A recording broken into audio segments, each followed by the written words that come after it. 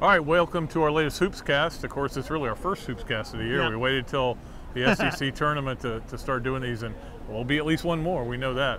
Florida, of course, winning on Friday, getting a big win over Alabama. And, you know, Kevin, I wrote a little bit about this today.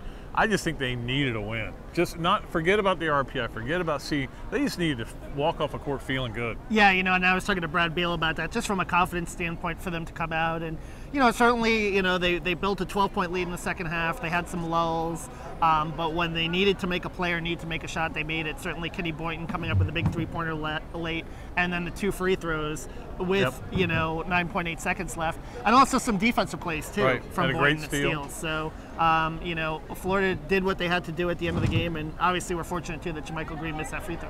Well, they were, and I'll tell you, Kevin and I were right behind where Trevor Lacey let that 3 go that would have tied the game, and it was dead on. Yeah, I mean, it just came up short, and so good. You need some breaks. They haven't been getting many breaks. It was kind of a game, too, though, where it was typical Florida. There were times when you looked and you go, you know, this team might make a run in the tournament, and there were times you're like going, this team can lose to anybody, because they would just, you know, there was a couple of possessions, a shot clock. They had a 5-second call, which I don't think I've seen all year from them. Yeah. But in the end, they made just enough plays to win the game. Yeah, and I think you got to give Alabama's a very good defensive team. Right. This kind of remind me a lot of Florida State, and a team that builds its bread and butter on defense and on. They really contested the 3-point line, and it took, you know, a while for Florida to adjust and get some 2-point baskets. But we saw early in the second half, Irving Walker hit some pull-ups. We saw, you know, Eric Murphy even post up a little bit and get some points inside because he was struggling from 3-point range. So those are things that if you're a Florida fan, you can be a little bit encouraged about. Patrick Young didn't have one of his best days, though. Unfortunately, he hit that hook shot early and then just pretty much disappeared the rest of the game. They're going to need a little bit more from him in order to have a chance against Kentucky. Yeah, they are. And you know, one thing about this team is we saw when Patrick got in foul trouble, you know, it's the team without a second big. And that it was just so evident because they had no answer for JaMychal Green when he was out of the game because Eric Murphy couldn't handle him.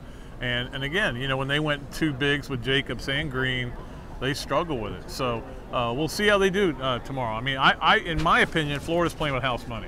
They needed to get in here, and they needed to get a good win over a good team. That's what they did. What happens tomorrow, it'd be great if they beat Kentucky. And there is some encouragement in that Kentucky really struggled with LSU today.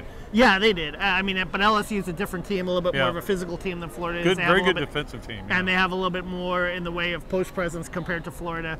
But that being said, you know, Florida was 10 of 30 from 3-point range today, 33%.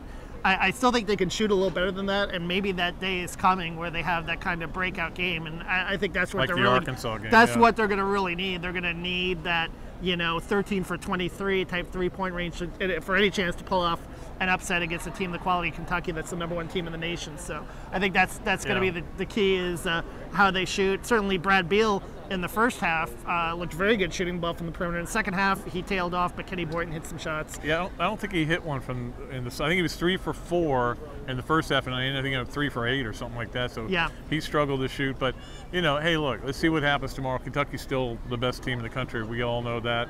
But at least you got a shot at playing them again. And, you know, round 3 may be the same as round 1 or round 2. Yeah, and, you know, Patrick Young was talking a little bit about a respect issue with Kentucky, with them walking off on the court the last time in the O-Dome and saying they're going to win. So maybe that's something that Florida can kind of use as a little bit of fuel or motivation going into the game, the kind of, you know, disrespect card or the underdog card to come out and at least make a game of it and make it interesting. Yep. We'll see what happens, and we'll come back and bring you another Hoopscast once that game is over. Until then, Pat Dooley and Kevin Brockway, the Gainesville Sun, saying so long from New Orleans.